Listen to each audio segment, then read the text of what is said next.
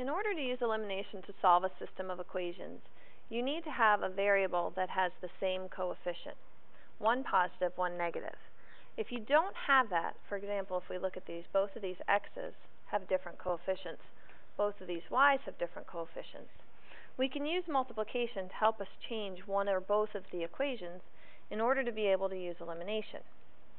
In order to do that, I need to multiply either one or both of my equations in order to change the coefficient. Here's what I mean.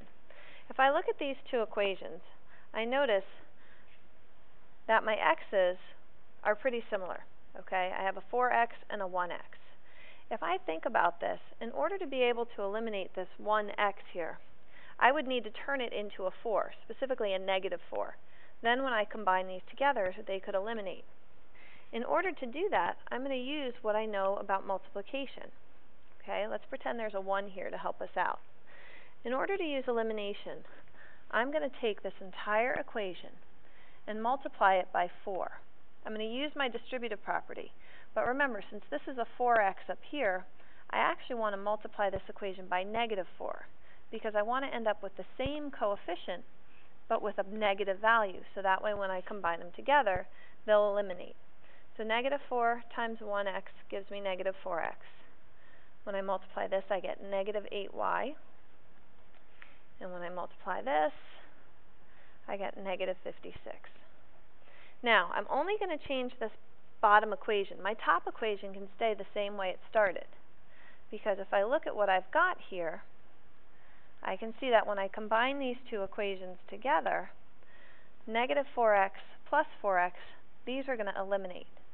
I'll be left with negative 11y equals negative 44. And then to finish off this equation, I'll just divide both sides here by negative 11, and I find out that y equals 4. Now I still have to go back and find out what my value of x is. I know that y is 4, so I'm going to take one of my equations, doesn't matter which one, start with x plus 2y equals 14, and I'm going to take this value for y and plug it in.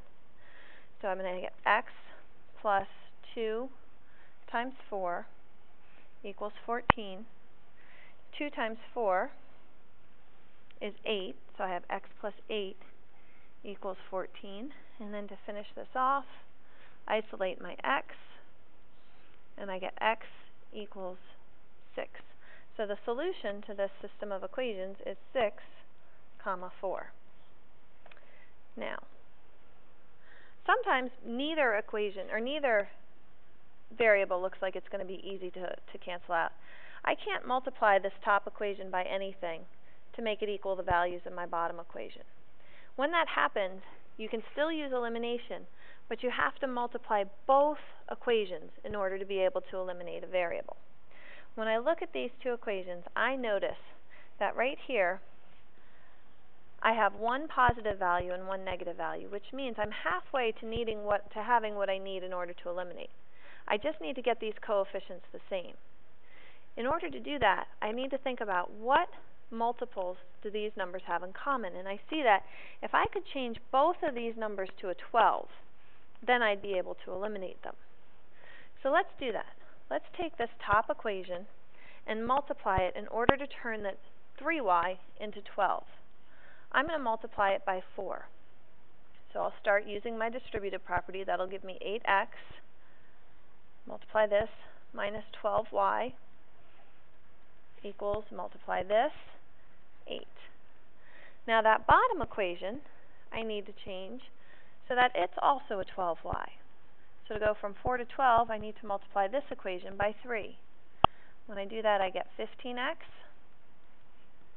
plus 12y plus, nope, not plus, sorry, equals 84. Now I'm ready to combine these two together and use my elimination to solve them. 8x plus 15x gives me 23x. Negative 12y plus 12y is going to eliminate. And 8 plus 84 gives me 92.